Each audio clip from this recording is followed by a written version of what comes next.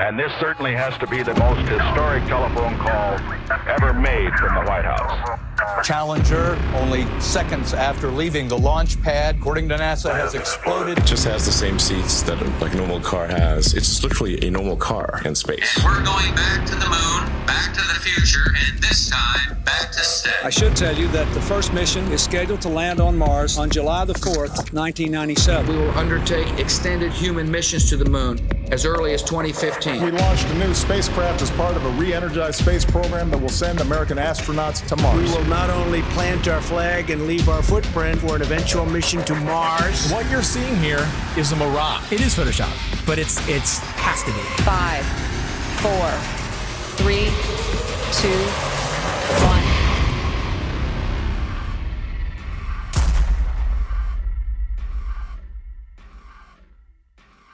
The one thing globe believers need to understand is that you don't just take the spinning ball Earth and flatten it out and put it back in the heliocentric model. Like it's just the only misfit planet and it's flat and the rest of the planets are round. No flat earther has ever said that. No flat earther will ever say that because it's not what we believe. The Earth isn't a pancake floating in outer space, and you will never hear a flat earther say that.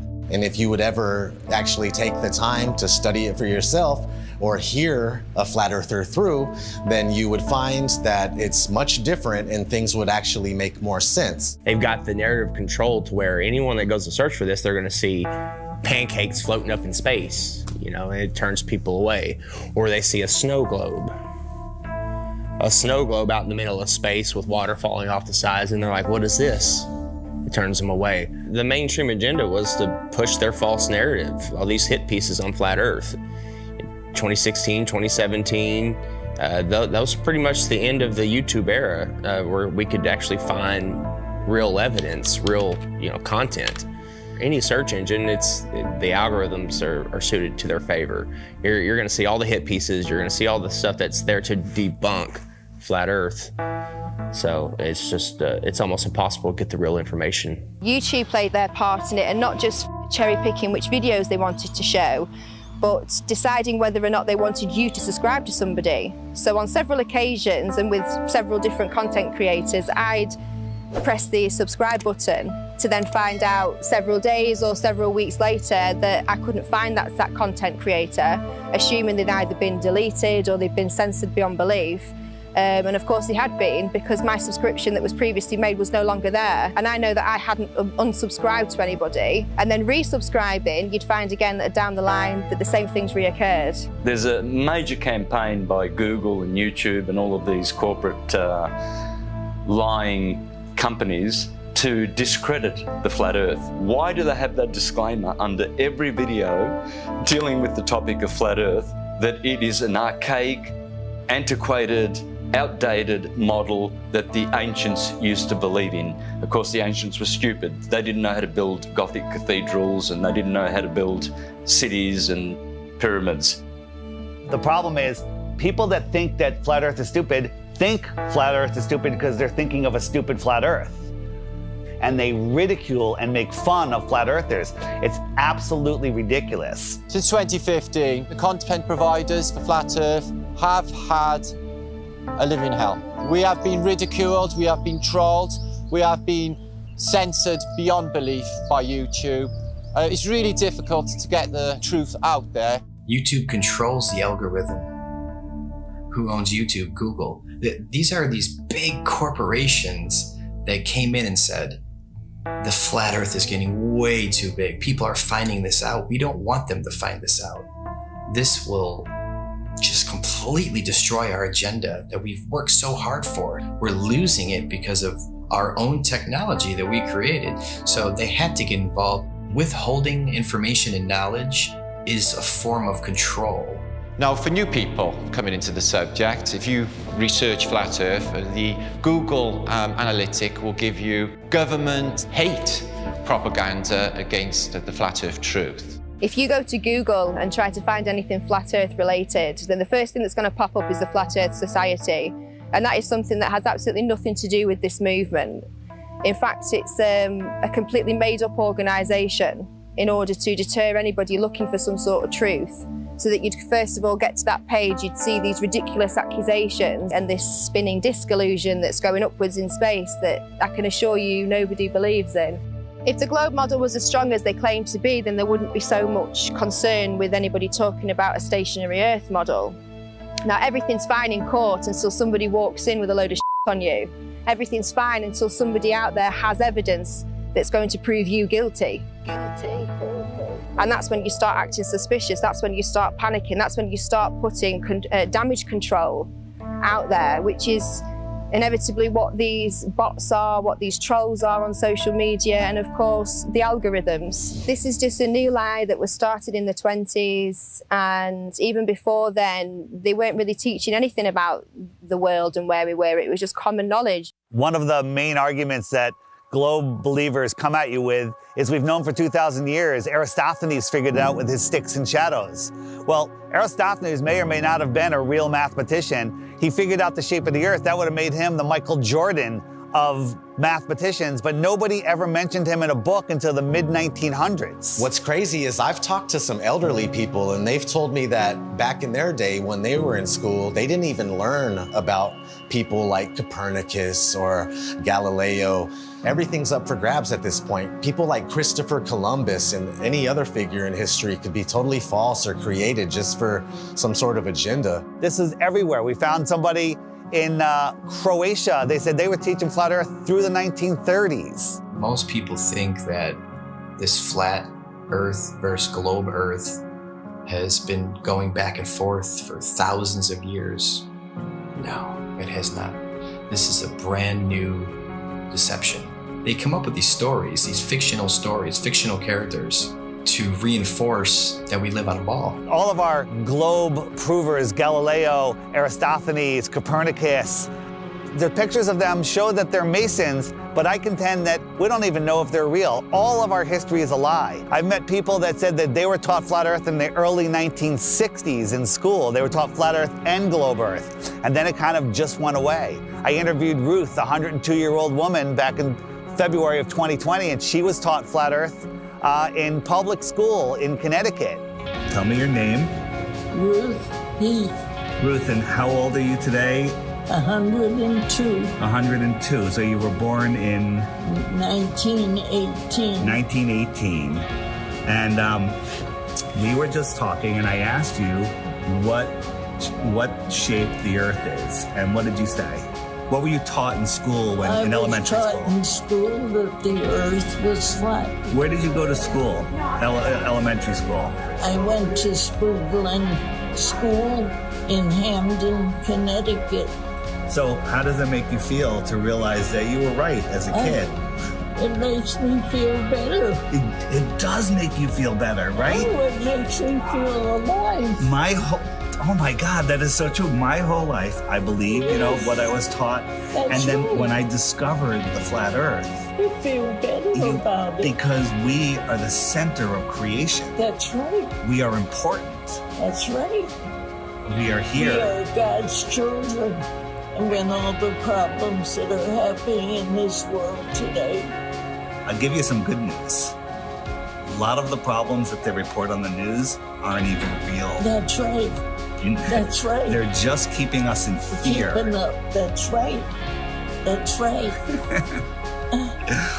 That's right. I understand that. I understand. They just say what they want people to know. That we never went to the moon? That was all fake? Is that right? That's correct. I saw that all happening. Yeah, so did I, and we all believed it, but that was just to reinforce that people to believe they can live on a ball, they could walk on a ball. It's such a lie. It's such a lie, but knowing the lie is like going to a magic show. I woke up. Yes. That's what we call it. We call it red. This is your moment of waking up. It's when you go to see a magician and you know how the tricks are done, and the magic no longer works on you, and you're free from the illusion. So knowing this is going to free your heart. Cry. Yeah, it's okay. It makes me cry. Happiness. Yes. Tears of joy. Yes. Thank you. All right, give me a hug. Here we go. All right. Rockefeller seems to have a role in this. He started the General Education Board and continued being involved with the educational system. The fact of the matter is, the people that have been in control, they're in control now, and they're going to continue to be in control, whether they pass it down or change the name, whatever it may be. But yeah, I mean, whenever Rockefeller's name is tied to something, it's always something to question, that's for sure. That's a huge red flag for me, that they can come in and change everything we know, all of history, and turn it into deception, and keep teaching the deception over and over and over again until it becomes the norm. The same man who said that he wanted a nation of workers and not a nation of thinkers. This was the same person who was found guilty of antitrust violations around the turn of the 20th century, who then went on to get his fingers in all of the education systems, of course with the promise of, I'll give you money, I'll make sure that your school has everything that it needs as long as you push these textbooks, as long as you push these narratives and you push these ideas. I'm going to give you a nation of workers and not a nation of thinkers. And that's exactly what we've become. Now, this should tell you something, why we can't talk about, literally, the thing that we're standing on. Why is that? Knowing that there is a creator, absolutely. That is one of the main reasons to hide this. But, you know, at the same time, it's nowhere near comparison when 1 billion people find out that there's more land. It's about hidden land. I think there's possible they could be hiding land in here somewhere with us. And I think that the Antarctica Treaty is very, very, very sinister, and there must be something else going on. They went really, really, really tough with their implementation of the Antarctic Treaty and everything else, and just to keep people away from the truth. They didn't want people to know about more land. Haven't we been fighting over land forever? Isn't that what always happens? Countries fighting over land, but not on the outskirts of Antarctica. Oh, no, no, no. No fighting there. They're all in agreement. You can't go there. You can't explore any of it. That treaty was in effect in 1959. It can't even be questioned until the year 2041. The longest lasting treaty that all of the world signed on to at the same time and is still in place. Antarctica is the container of our world oceans. What is beyond Antarctica? Why is the government hiding Antarctica from us? Why is Antarctica completely off limits except for taking a tour of a little peninsula off of South America, which is nothing? And people go, well, you can go to Antarctica. We spent months trying to actually do it.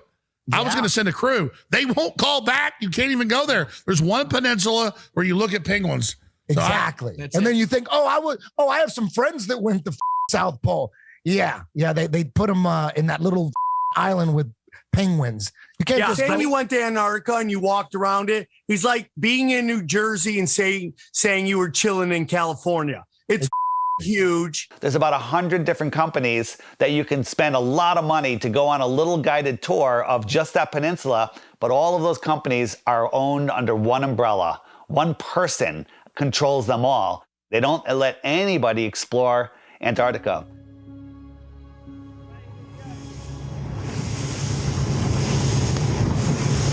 Will be a international headline in about 5 minutes. Australian Navy ship shoots it. Facing our way. Bad boys, yield. Is it? The turret is turning our way. The turret's turning at us. Boy, we should hide Adrian in case they think we're trying to.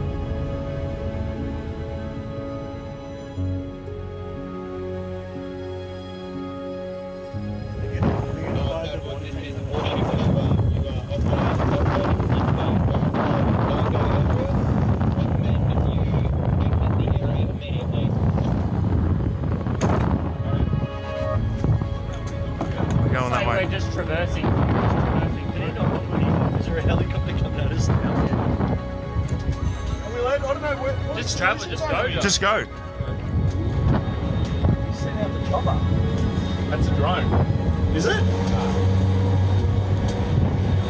That's unreal.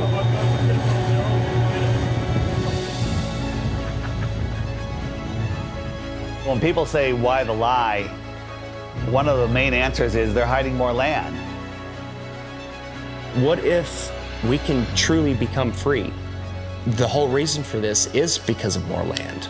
Because think about it, if there's more real estate, if there's more resources, natural resources, if there's more food for our starving children, if there's more space, more room for us to get away from the trafficking, if there's places where we can go and other civilizations we can be a part of, where they don't charge you for water, they don't charge you for free energy, they don't charge you for property taxes. What if there is more land? Nobody can go explore Antarctica, period. Because if humanity found out there's more land, then the heliocentric theory is gone.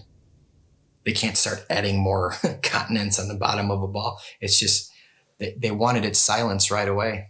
There is evidence out there through old maps, namely the 1,000-year-old Japanese Kawabashi map, which shows continents and lands outwardly of what they call the ice shelf or the ice wall. So why are they teaching the globe model? Well, you see, the globe is a container, and it's a container of all the known land. The Jesuits and the Freemasons, they needed a new model because they wanted a new world order. Because right now on a ball or in a snow globe, there's only 7 continents. That's all there is. So everything is very limited. We have a limited supply. Resources are very scarce because the Earth is a globe, right? It's cut off, everything's cut off. If you open it up and there is more land, then there's plenty of resources. More land means more resources. Well, that's huge if they're hiding something like that.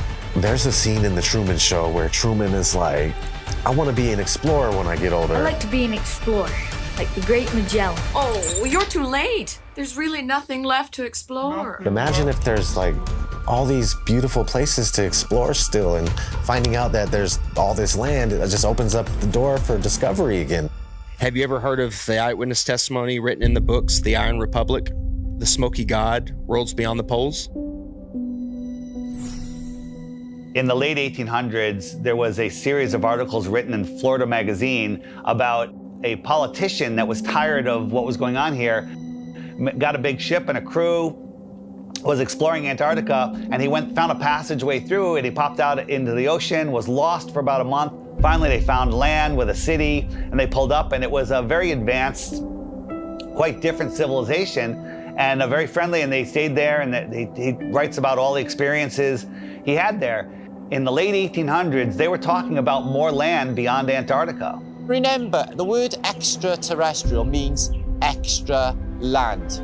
They're telling you that there's more land in here that they don't talk about. There could be more land in some of the oceans where it's just all blue on the map. Nobody knows. You're not cruising around on big ships or flying over it on planes and looking, you know, nobody's out there charting anything. Have you heard of such a thing as no-fly zones?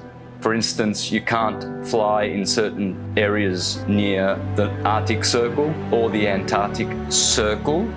The reasons being is because there are lands there that we're not supposed to know about. They don't want those lands to be discovered. All these corrupt systems that are stealing money from us, kidnapping our children, just doing horrible things. They rely upon the cattle staying on the ranch, the slaves on the plantation. That's why Flat Earth is the most important knowledge we can obtain, is because there is more land. Don't look at us and say, go prove it. They won't allow us to go prove it. We're not the lazy ones here. We're being restricted from going to prove this to you. So because of that, of course we're going to speculate. It's a red flag. If that's not a red flag to you, I don't know what is. They won't allow us to go. Allow us to go. If we go and there's nothing there, I'll admit I'm wrong. But all signs point to that they're hiding more land. You have to have permission to do everything. You have to have permission to marry the love of your life. You have to have permission to travel down the road. When we have the inalienable right to travel from point A to point B, you people think you're free? You're not free. You're free-range chickens. That's what you are. You're free-range chickens held in an area. You're not allowed to go past it. If not, you go to jail or you get shot. Stay on the plantation, do what you're supposed to do, pay your taxes, and shut up. Right? Well, if there is more land, and I sincerely believe that there is, then that's the perfect reason to lie to everybody. And it's not just about hiding a place for more resources and where else we can go and dig for gas and gold. It's not about that. They're hiding freedom. They know that as soon as we all find out that there's another place to go without dictatorship, that we'd be gone. There's endless amounts of everything, and there's so much more land out there, and there's many places to explore, and they just want to keep us here in the middle of the pond, stuck here thinking that this is all there is. What happens to the price of gold and all natural resources if there's more land? Gold can't go to $1 an ounce. Gasoline can't go to 20 cents a gallon. We can all have, thousands of acres of land to ourselves. The whole system crumbles. The entire system crumbles, period. On the other hand, we have the North, which is also off limits. I went on my first official trip. I was going with my father and my grandpa Sinclair up to the North Pole.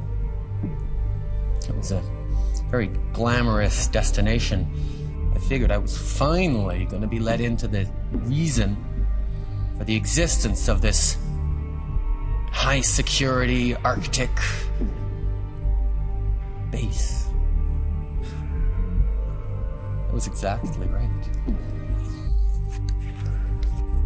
We drove slowly through and past the buildings on a special top secret mission.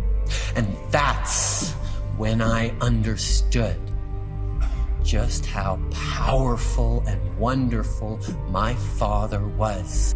The North Pole is a biggie. It's always been in my mind. I've juggled with the idea, is there hidden land? Could they have possibly hidden a continent in the Arctic Ocean, which is seemingly an ocean? They could hide land there. Many old maps will show you the Hyperborean, 4 continents, and in the center, Axis Mundi. And I think that is what's there. I think there is Mount Meru. And I think that gives off an acoustic device. There's definitely something special going on up there, and if you just think about that long enough, why do compasses point north? I mean, that's really wild in itself. What if we all took our compasses out and just followed them until it stops? A compass will always point north, towards the magnetic north. There's some kind of force or some type of energy, frequency, vibration that's pulling that needle to the north. It's crazy to think that all compasses are pointing north to the North Pole. No compass points south. There is no South Pole. There's no compass that's going to go south. And no, it's come to the north. There's something there. I think we could all agree there's something there. And it's crazy that they cover it up. They've covered it up for so long. There's ancient civilizations, the Nordics, there's people have talked about, the Rupert Nigra, the Mount Meru, the giant magnetic mountain at the center. An entire magnetic mass or a mountain that is strong enough to make everybody's compass point north. When I was a kid in school, they showed us a National Geographic video of the guys that were getting to the North Pole, and they just basically made it look so horrible and miserable and dark and cold that no kid ever in his life would go, hey, I want to go to the North Pole. So if you watch any documentary about the North Pole or anybody venturing to the North Pole, all you're gonna find is some dude mobbing on an ice sheet, and he's got a little device in his hand. He's like, 3, 2, 1, North Pole. And that's not the North Pole, man. That's I just don't know what this is. It's a map. My father showed me a map like this once. Inside the circle is your world and my world. Many others. No one knows how many. The dark tower stands at the center of all things. And it stood there from the beginning of time. And it sends out powerful energy.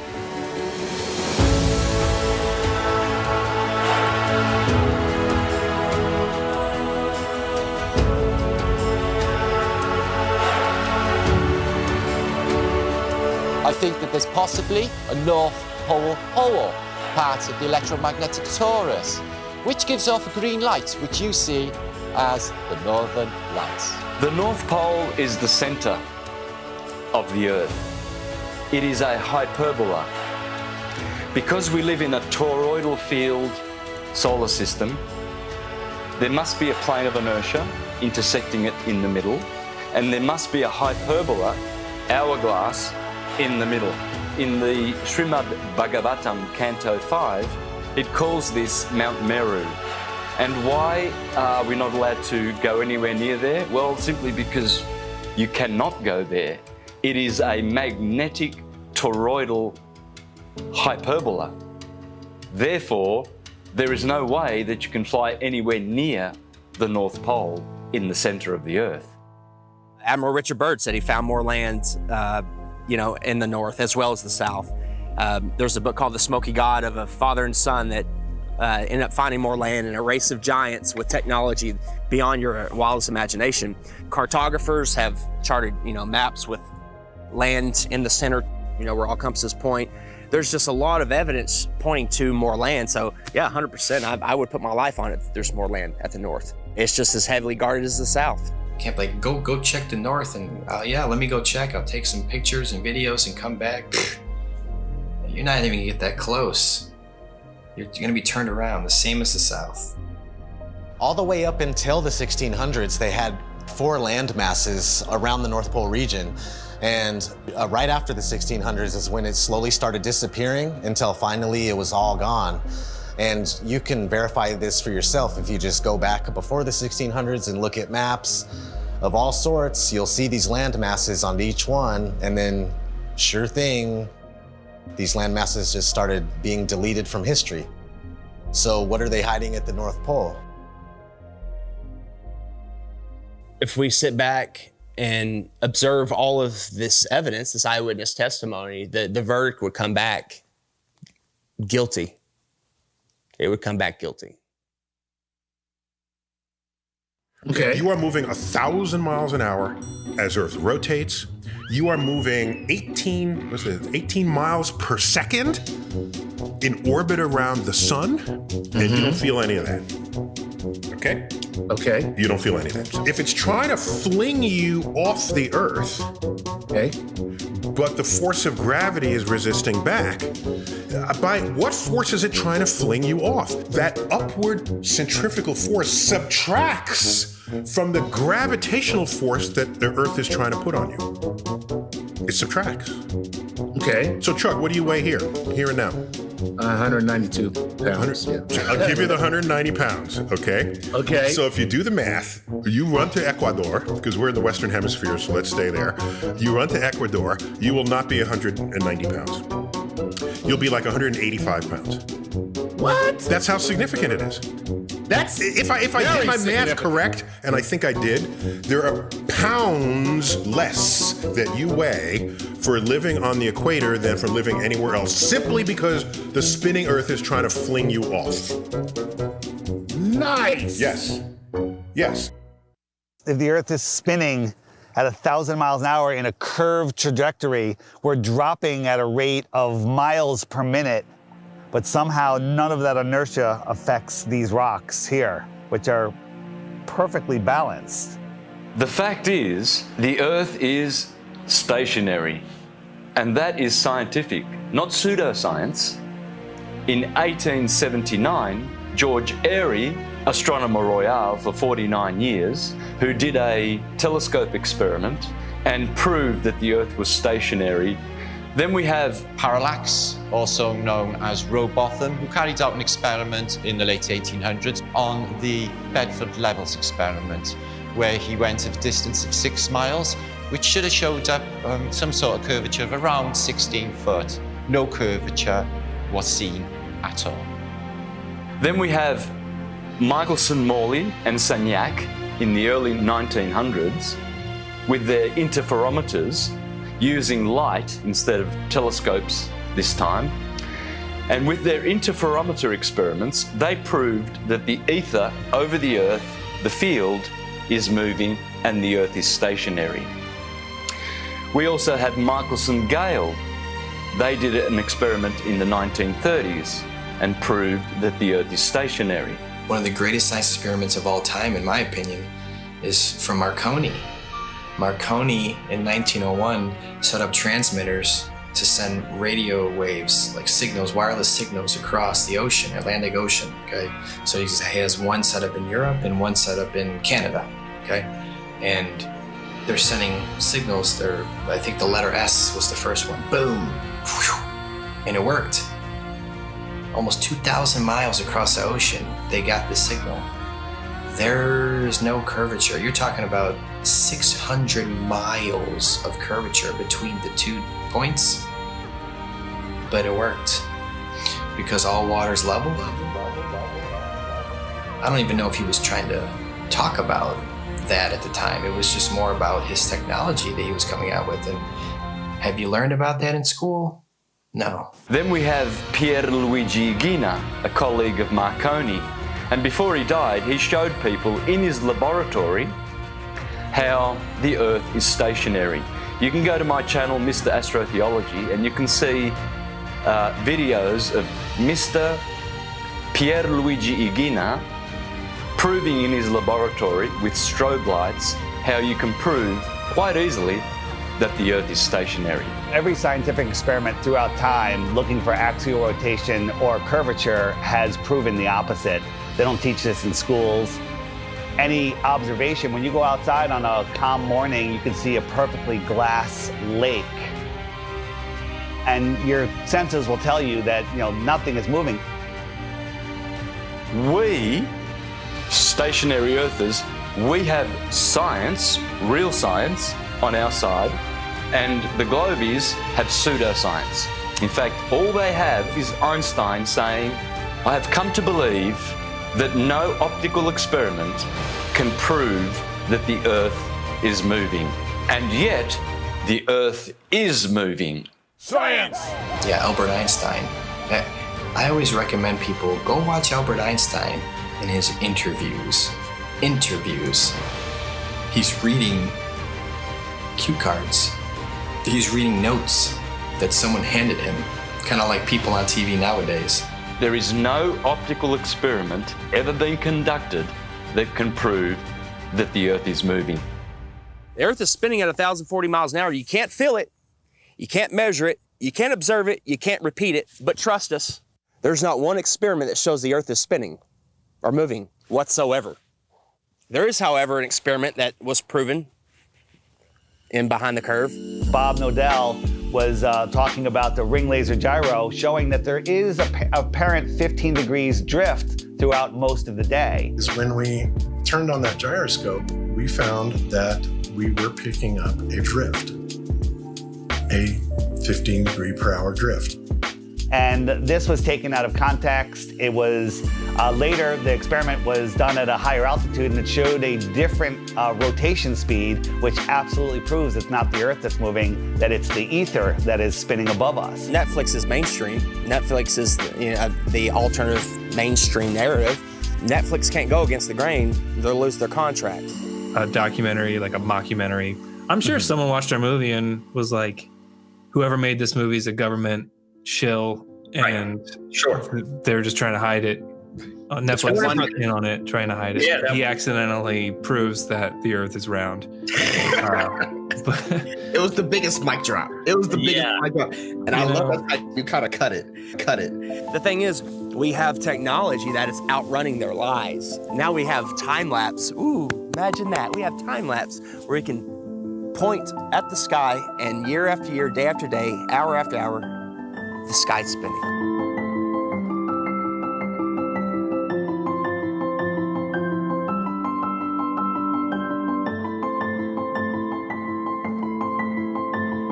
Every day there should be different stars random stars in the sky if we are traveling at 650 million miles an hour, which is Mach 870,000. Do you really believe that every year we move through space at 5.5 trillion miles every year, and yet every year the same stars keep turning over our Earth? Aries, Taurus, Gemini, Cancer, Leo, Virgo, Libra, Scorpio, Sagittarius, Capricorn, Aquarius, Pisces, year after year after year, and yet none of those constellations distort, change shape, get brighter. There has never been, in recorded history, we have never seen any star get brighter or dimmer or any shape of those constellations, which are still recognizable today as they were thousands of years ago. They never suffer any parallax or distortion. Polaris has never moved in all of recorded history. Point your camera up at Polaris and do a time lapse and watch God's perfect timepiece spin above you.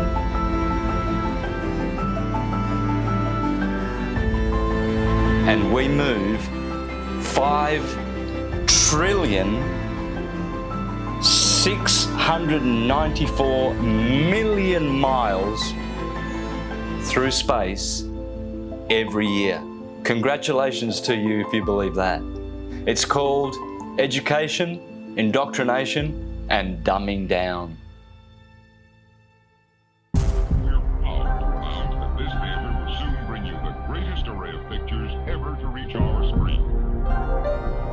If you look back in history, you got Universal, their company. They started off with a logo with a globe in it, but it wasn't until like the 1920s that they actually had the motion one where it was a spinning globe. And they actually had an airplane in the early ones, like leaving a chemtrail that said Universal, which is kind of funny. Nobody has been high enough to even see what it looked like. They were definitely trying to instill the image of a globe in people's heads because obviously early on in the movie industry, they were one of the most popular companies to make movies, so people were going to the theater and seeing this globe.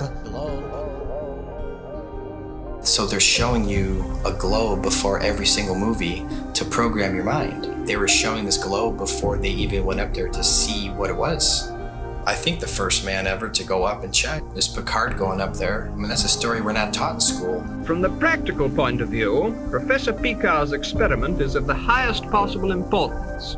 These timelines, these dates, these are facts. We got Auguste Picard coming out in the 1930s in an actual publication by a science journal saying that the Earth looks like a flat disk with an upturned edge. Besides Universal programming you, you had Walt Disney programming you with space documentaries for almost 15 years straight. Some pretty crazy propaganda in the 1950s. There was one called Man in Space. He's talking about taking men to the moon in a rocket. And then if we cruise on, we got Richard E. Byrd. He goes on Longines chronoscope and he's sitting down and he's telling people. Strangely enough, there's left in the world today an area as big as the United States that's never been seen by a human being. Shortly after Richard E. Byrd did that interview, they put the Antarctic Treaty in place. And then 1 year later, NASA is established. Almost 0 hour at Cape Canaveral, and enlarged 16mm pictures show a monkey specially trained and conditioned for voyaging in space. 2 monkeys had been selected for the job.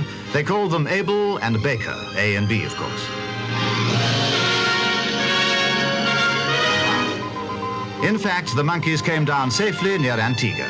Reported none the worse, after blazing the trail for human space travel. They come in and they're the gatekeepers for your mind. Like, they're making sure that people think that they live on a spinning ball, and that's their sole purpose, that it has always been their sole purpose.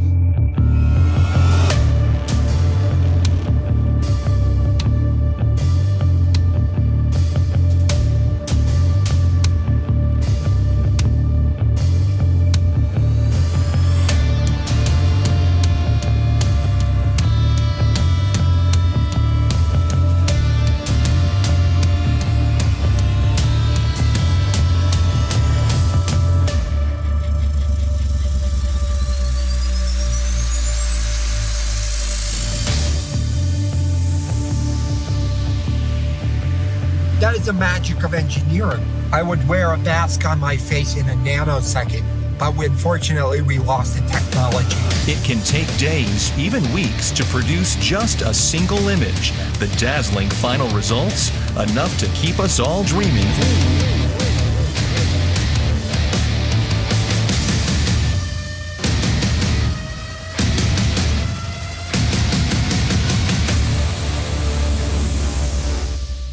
NASA is hiding the frickin' flatness of the Earth. Why?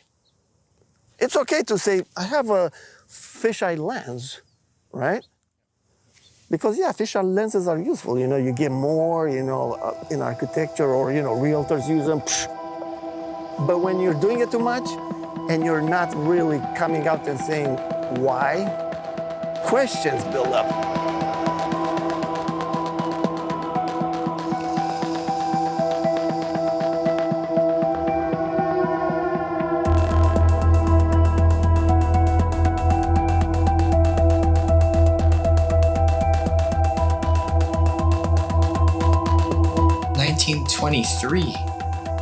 A fisheye lens was invented.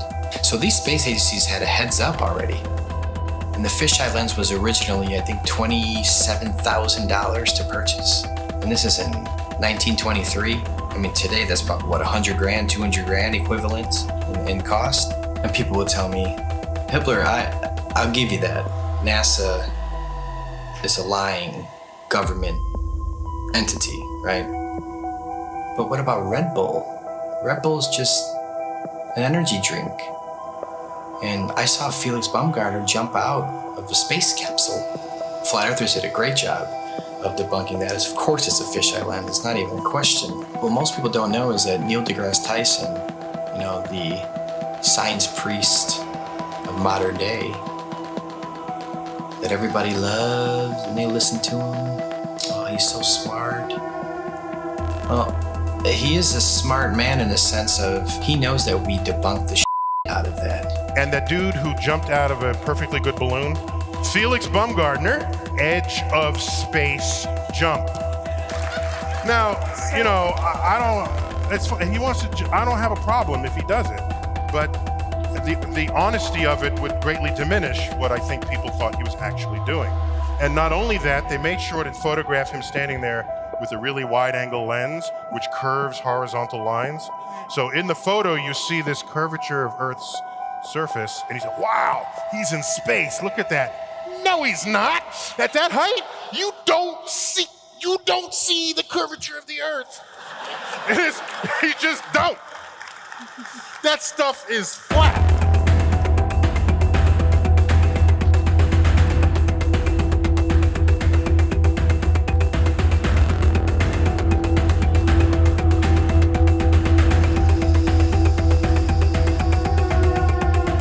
So much pressure on Neil deGrasse Tyson to come clean. He had to. We exposed Felix Baumgartner. That's a complete fisheye lens. There's no curvature at all on this Earth, let alone they're trying to sell it as 23 miles up, there's curvature. Even though people will sit there and swear they saw curvature out of an airplane 10 miles high. Okay. So your priest Neil deGrasse Tyson admits 23 miles up, no curve. How do you feel about that? All right, maybe you say that's no big deal. Okay. Even though Felix Baumgartner himself said he could see the curvature of the Earth. It's almost overwhelming. When you're standing there in a pressure suit, the only thing that you hear is yourself breathing. You can see the curvature of the Earth. You can see the sky is totally black. You can see the curvature of the Earth. You can see the curvature of the Earth. You can see the curvature of the Earth. That's 120,000 feet, 4 times higher than most passenger planes fly. So that should make you go, right away, what's going on here? Who's lying, right? But you don't think there's an agenda here? You don't think people are lying here? Fast forwarding to recently, Richard Branson, his Mr. Billionaire himself. Officially the first billionaire to travel to space, so Richard Branson. So you go 63 miles up, you would all probably assume that, of course, you could see this giant curve of Earth. You're 63 miles up. Richard Branson supposedly goes up 63 miles, even though it's nothing but fisheye lens footage. We exposed that. Here comes Neil deGrasse Tyson again, damage control time. Oh, by the way, you didn't ask, but I'm going to tell you. Do you know how high up above the Earth he was? No. So if you take a 63 miles. Oh, yeah, say right. So take a schoolroom globe, and that's how high above it is he? So he's about 2 millimeters above the surface of a schoolroom globe. So nobody has seen the curvature of the Earth from that height. I just want to make that clear. You can't see the curve out of an airplane, right? 10 miles. You agree? I hope you agree so far. Okay. So 10 miles up, no curve. Red Bull, 23 miles up, no curve. Branson, 63 miles up, no curve. So where is this curve at that you swear by? Because if you live on a ball, I don't care how big the ball is, it could be 4 times the size of what they told us, you would still see a physical curve at some point. That's what the horizon's supposed to be. That's how the sun is going. I mean, there's a curve of the Earth. All these theories involved with the curve of the Earth get thrown out the window. That's what happens with a new company. This is the fiction section. Fiction means it's a made-up story. Oh, hey, Elmo, I bet we can find your Galactic Gale comic book here. Oh, boy, Elmo, hope so. We all know who our enemies are. They are called the globalists, with their false idol that they give children on the teacher's table at kindergarten, the false globe of the global agenda. People are just deceived. I mean, I grew up from kindergarten. There's a globe. My kids, they graduated from kindergarten and it was a freaking globe. They gave them a globe at graduation to take home like an inflatable beach ball. And I was looking at that thing going, oh my God. We are taught that the Earth is a ball before we can talk.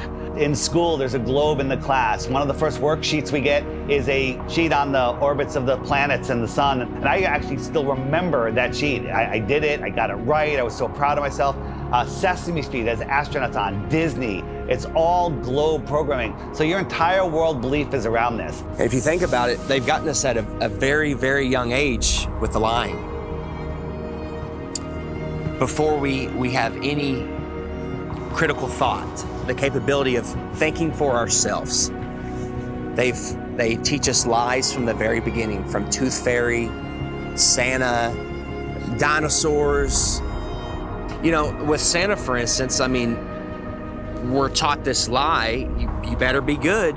We need you to stay in line and be good. Don't be naughty, be nice. You want to be on that nice list. Santa will come and bring you these material gifts, and then fast forward, you find out Santa isn't real. For 5, 6, 7 years, however long the lie went on for, you've been conditioned a certain way, to act a certain way, so you'll fall in line. You'll do exactly what mommy and daddy tell you, what the teachers tell you. And when you realize that lie, it's subconsciously, you're taught at that point, it's okay to lie. It's okay to lie. It's okay to accept lies. It's okay for people to lie to you. It's okay for you to lie.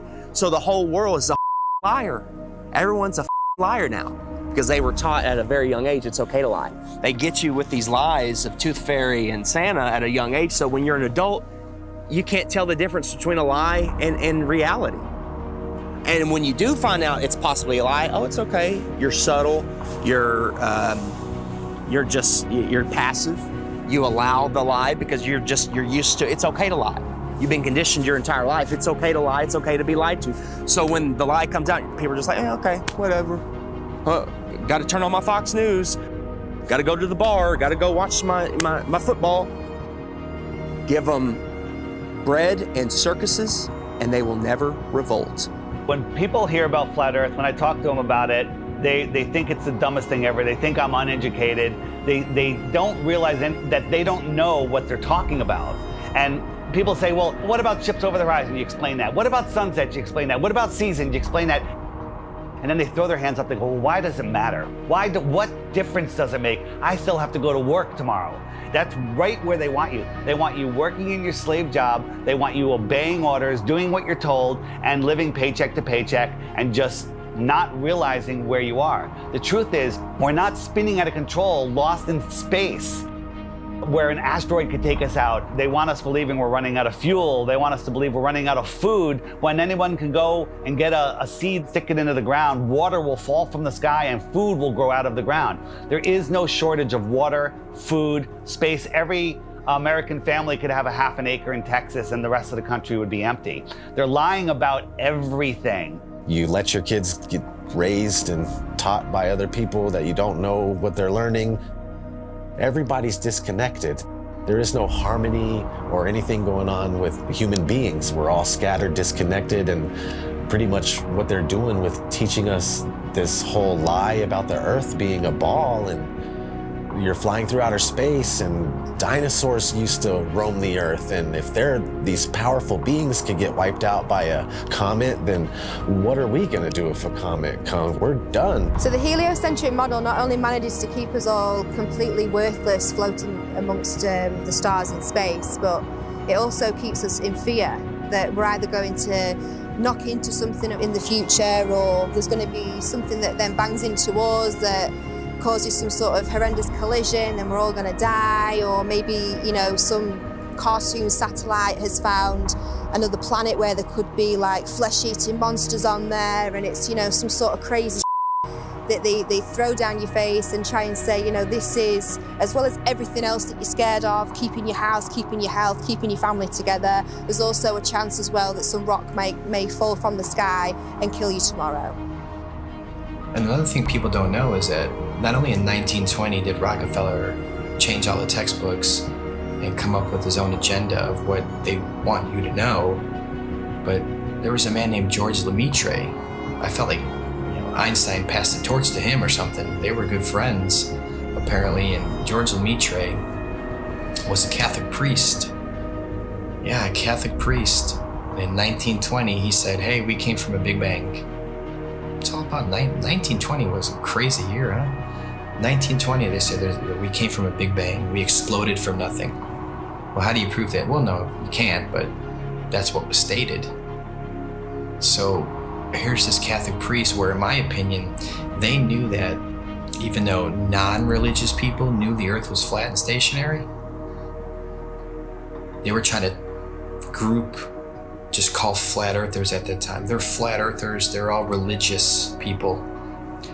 So let's bring forward a Catholic priest. Look, he's not a scientist. He's not government, he's a priest. He's Catholic, he's holy. This is brand new. This isn't thousands of years old. This isn't the Big Bang's been around for thousands of years. Heliocentrism has been around for thousands of years. No, they create fictional characters, Galileo, Copernicus. They create characters to support the New World Order, their agenda. The way they change the entire school system and structure of what we know and all the information and knowledge that we obtain. If it's false, then yeah, they got their goal. A nation of workers, not thinkers. No one thinks. What's the circumference of the globe? I have no idea. How fast is it spinning at the equator? Don't know.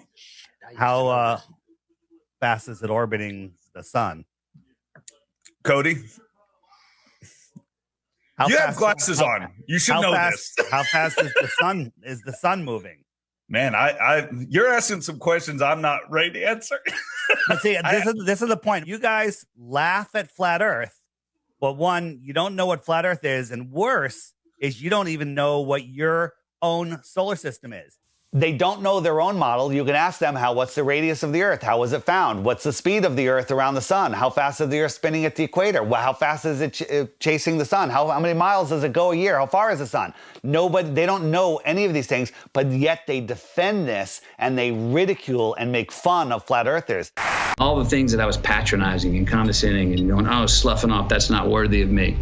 They rose up to eye level. And I remember saying, boy, the world is flat. I'm looking it in the eye. I see further, I see wider, I see clearer. I settled on near infrared, like some of these cameras can be converted to near infrared, you know? So then I started taking photos, and since I was doing a lot of flying, I started going up, and boom. I was actually amazed to see the incredible flatness that you get from high altitude. Everywhere I looked, there was like clues that the Earth is flat. And I was like, this is blowing my mind. Everywhere I looked, the Earth is flat. And NASA is lying about the curvature. So I said, something is eerily wrong over here, man. When I saw across the Gulf, right off the coast of Texas there in Louisiana, I was flying to Orlando, and I saw all the way out in the distance, and you could even see the rays of light at a different angle. That tripped me out. But if you really go up high, then you realize, oh my God, the Earth is extremely flat. This would be impossible on a globe. There is no 8 inches per mile square. The equation for curvature of 8 inches per mile squared has been debunked over and over again. The flat earthers with their P900s and their P1000 cameras are constantly seeing things way off beyond the supposed curvature of Earth. In fact, many tests have been done with lasers, cameras, filming mountain ranges 300, 400, 500, 600, 700 miles into the horizon, which are visible and shouldn't be visible if we were living on a globe. This is how much distance he covered with his camera, and he could see from here the Rocky Mountains. There you go.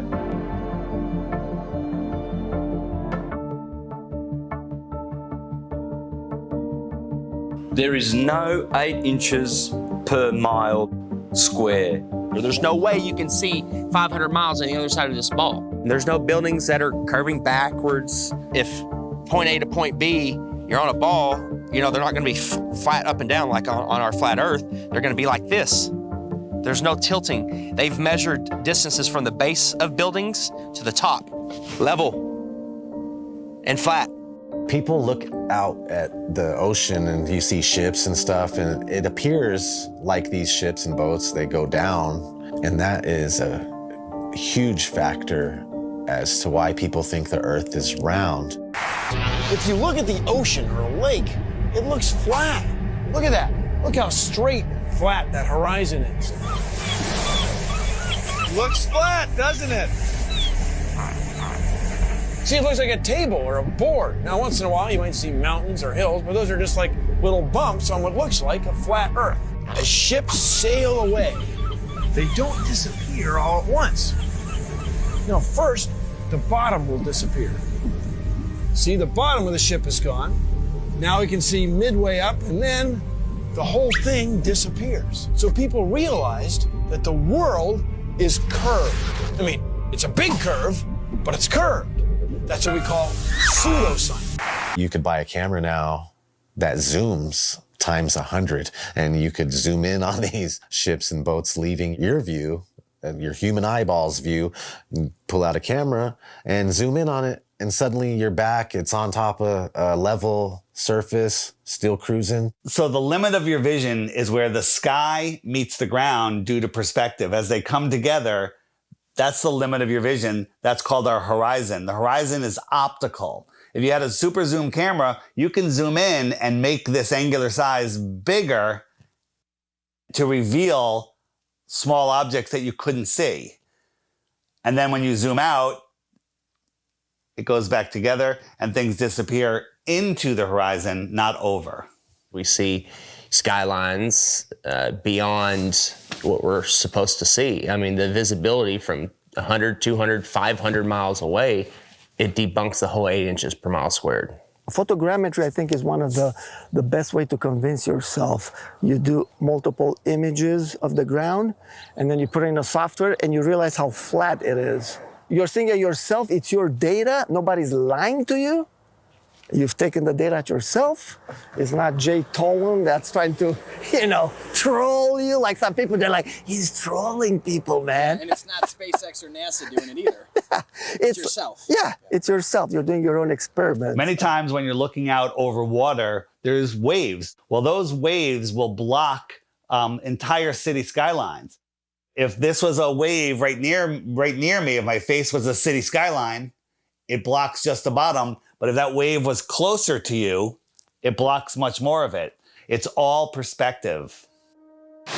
And I thought I wasn't going to get anything that would beat this until I found this photo from Grandmere State Park. This is from Joshua Nowicki. And what you're seeing here is a mirage. Typically, we would not be able to see this. This image would be viewable from much, much higher in the sky, up in space. The story has been one of the most viewed stories on our website ever. They say my explanation is a cover-up.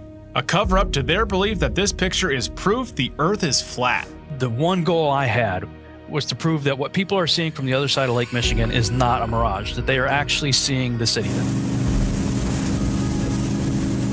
What do you think, Skiba? I think it's amazing, dude. It certainly did. It's not a mirage, I can tell you that. No. Our focal point was the Sears Tower, Which is also known as the Willis Tower, right? Yes, the Willis Tower. The Willis Tower, and we can see it the entire time. We can see it the entire time.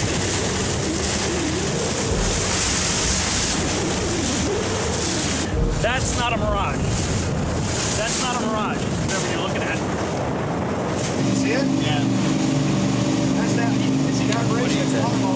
It's not a mirage. That's the proof right here. That's the proof. I was shocked to find out that there are a number of people that believe the Earth is still flat, and that to them, this is actually proof that the Earth is flat. One person just questioned me and asking me for a retraction of the articles and lies. A lot of people try and kind of be nice about it. Well, are you sure you did it right? And then they send me links that the Earth is flat. And some are just pretty straightforward about it, and they title replies calling me a deceiver, and that I should check my degree or quit telling lies on television. It got me questioning a lot of things. Were my calculations right? No. You can obviously see Chicago from that far away. It really is the Chicago skyline. We can see things farther and farther away than that and prove it. You can prove it yourself. You can go there on a clear day and see the same thing. You can go do the same tests and prove it to yourself. That's the best way to do it, right? Prove it to yourself. You're not taking anyone's word for it. You're doing your own experiment. It's not a mirage. It's not an illusion. It's Chicago from 60 plus miles away. I mean, we could barely see the street sign a few blocks ahead of us on a foggy day. I mean, they're spraying our skies with shit all the time. You can open your weather app right now and it'll tell you the visibility. But that's how far they're telling you can see through the weather patterns. There's so many different factors of why we can't see that far. We're not superheroes. I mean, take any flat and level road around your house safely. Test it out, make sure it's level.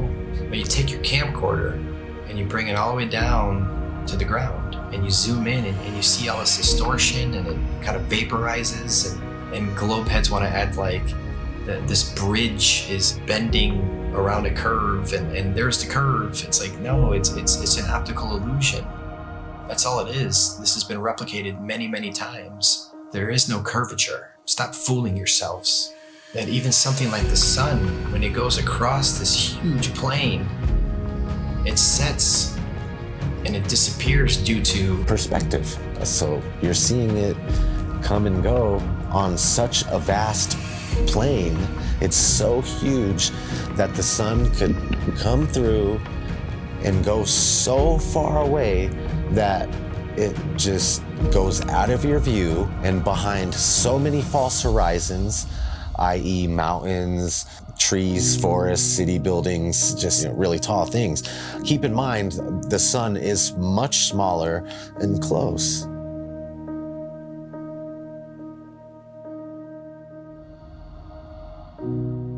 This is an intelligently designed and created place. As someone who stars are rotating around, knowing that we can only see a certain amount of light, I think like 1%, there's only so much light our eyes can actually see. Unless you're on like DMT, I'm sure you can see way more lights. But naturally, we can't see that many lights in the sky. All ancient civilizations spoke about other bodies, other lights in the sky, that may or may not be visible to us at any given time. It's crazy though, when you see solar eclipses, you don't see the moon at all. I remember as a kid, I like, where's the moon now?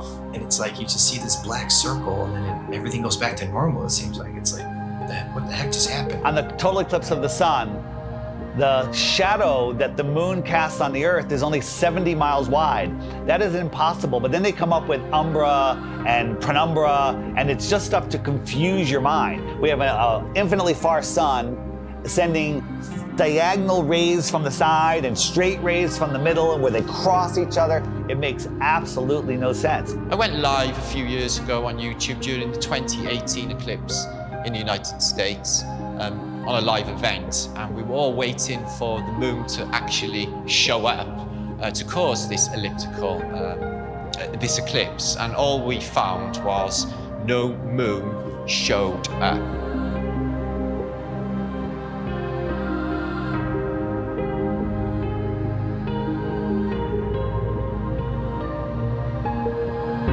So that blew my mind, to think that there was actually no moon visible, yet this effect of the sun literally being covered by an object I had witnessed. Why can't we see the moon approach the sun, eclipse the sun, or exit the sun? And we don't. We just see a black circle eclipsing the sun. We never see it next to the sun. Now people say, well, it's because the sun is so bright. When the moon is totally eclipsing the sun, you should be able to see the features on the moon. You should be able to with a regular camera, with your regular eyes, with an infrared camera, but it has never been seen. There's only been anti-flat earthers that will fake an image and fade it into a picture of the eclipse. There's no video of it. Think about what an amazing video would be if they could film it from the International Space Station or from the moon itself. Never happens, because I don't believe the moon that we see is what's eclipsing the sun. There's lots of ancient mythology about other dark bodies. There could be anomalous bodies up there. They're not actually visible to us. A celestial body that we perhaps can't see, because there's on the spectrum of light, we can only see 1% of all the light rays, gamma rays, X-rays. We can't see these certain frequencies and energies and lights. What happens is the sun is eclipsed by the so-called moon, but it's not the moon, it's actually the north node. There's been, times documented in the past where there's, this eclipse, and the moon's supposed to be eclipsing, and there's no moon anywhere in the sky. Nowhere. Anywhere. That makes absolutely no sense. So there's got to be another celestial body. The oldest ancient symbols, and it's the black sun, a celestial body that we perhaps can't see.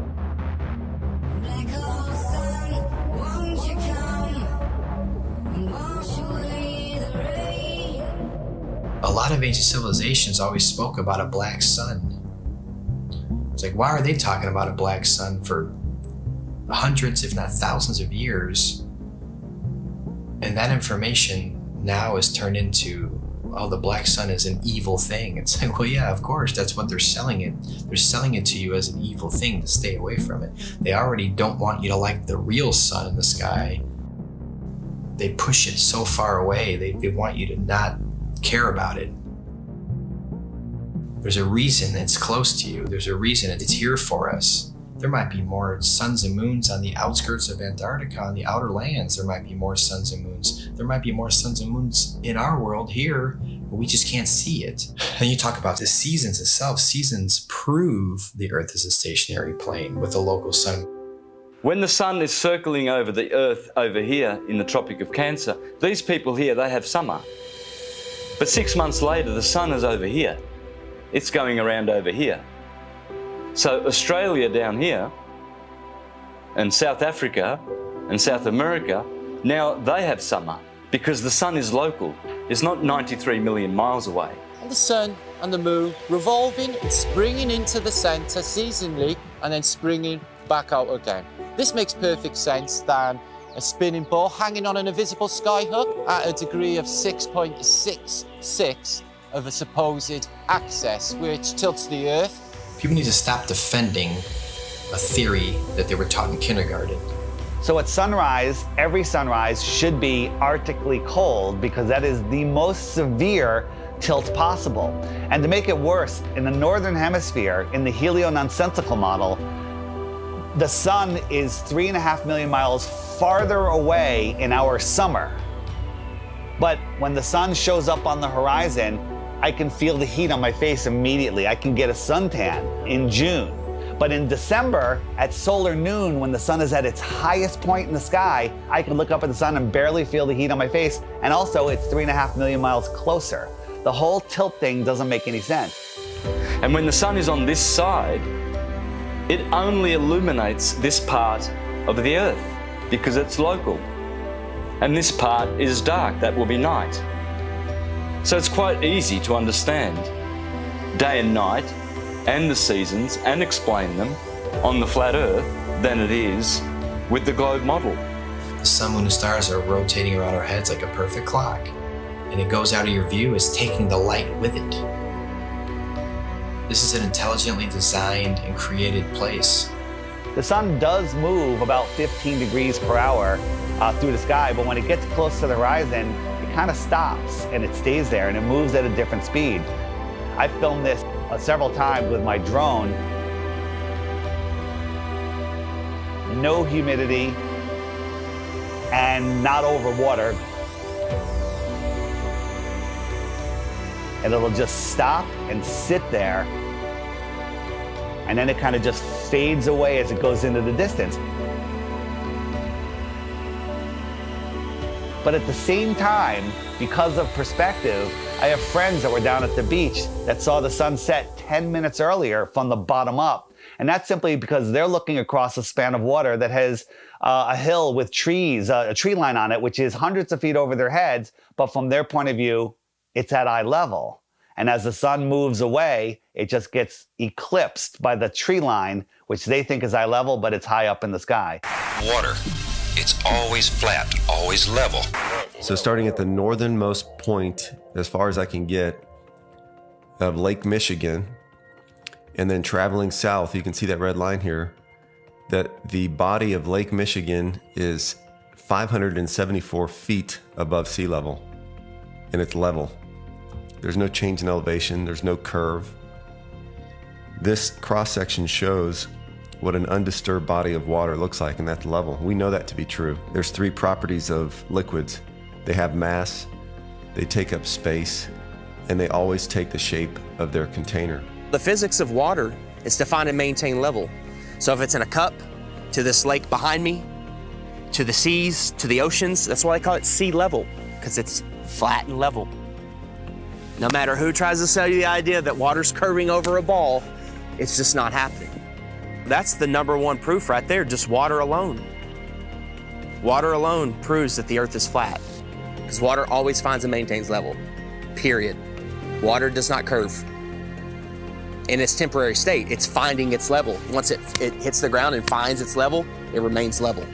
I never even thought of the idea of water maintaining its level, and that alone just was like mind-blowing. Like, absolutely, water has to maintain its level. Like, it's always, if it's calm and there's nothing going on, you know, it's, you look at a lake, it's just chill and flat. It has to be. It can't curve. There's nothing you can say or do to ever show water bending or curving. Water needs to be contained. No matter what you do, it's going to remain level. The flat Earth proves beyond a shadow of a doubt the existence of intelligent design, a creator, and we are all important in the center of the universe. Yes, it is absolutely imperative that we know that there is a creator, that the sun, moon, and stars revolve around us, that we have a purpose. We are at the center of the universe. I didn't become a millionaire until I realized I was at the center of the universe. Now I have a purpose. Once you understand that you are at the center of creation, everything changes. And basically, we're unplugging from the matrix. We're unplugging from the heliocentric system. And when you do that, the rulers of this world, you unplug from them. You stop feeding them what they need. They want your fear energy. They want your labor. They want everything from you. And people unknowingly just keep giving it to them. I don't want my children to be lied to, and I don't want my grandchildren to be lied to either. So if this is going to stop, it starts with you and I. You know, they inherit all this stuff. You go to school and they teach you.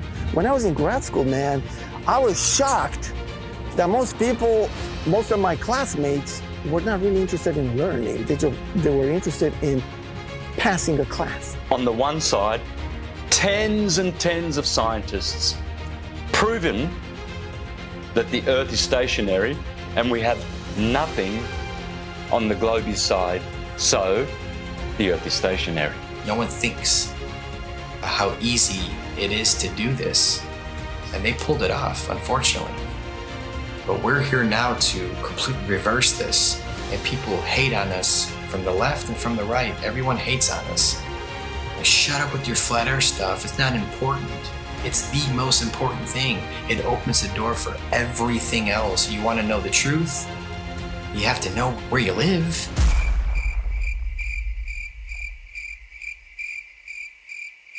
This whole agenda is to keep people disconnected from our creator, you know? They want to just cut all our ties spiritually, and that's one reason why they calcify our pineal gland. They don't care about our health. You know this by look at your water supply. Even the water that you'll drink yourself when you go and buy bottles of it, it's got chlorine in it, it's got fluoride in it. These are all chemical waste products that they then rebrand and put in our drinks and tell you, oh, well, it cleans it. We'll also take away all of the medicine that's kept people alive and well for centuries. And they'll tell you, oh, no, that's not good for you, that's not safe for you. Here's our product, here's our petroleum-based medicine that they've been pushing on us for the past 100 years. And of course, look at people's health, look at the world's health. Are we a healthy nation? Is any nation a healthy nation? No. And who's in charge of healthcare? The governments, the corporations. So it seems like everything that they touch turns to shit. So why do we allow them to touch everything? Stop defending Rockefeller, Rothschilds, all these goons, these people that want the New World Order, the modern day people, Bill Gates, Schwab, all these people that they're pushing for it and they feel like it's almost there. And we're sitting here fighting it. We're sitting here trying to wake the world up so we can have a peaceful and loving world again. And you're attacking us. Whose side are you on? We're trying to take these evil entities down that suppress our knowledge. We're trying to give knowledge back to the world so we can become powerful again. If there's more land, if 1 billion people found out tomorrow that they can all go to outer land space and visit other tribes and civilizations and explore technology and animals, the whole system would crumble. And I know there's a lot of people out there, celebrities, people with big shows, big names, with big followings that know the truth of this world, and you're keeping quiet just to protect your little empire. Well, now it's time to say something because the empire is falling. If we don't do something now, all of this is going away and they're taking over this world. So speak out. It just takes one celebrity, one person with a big following, and then it goes viral and then the entire system collapses. All of this world control is based on the heliocentric lie.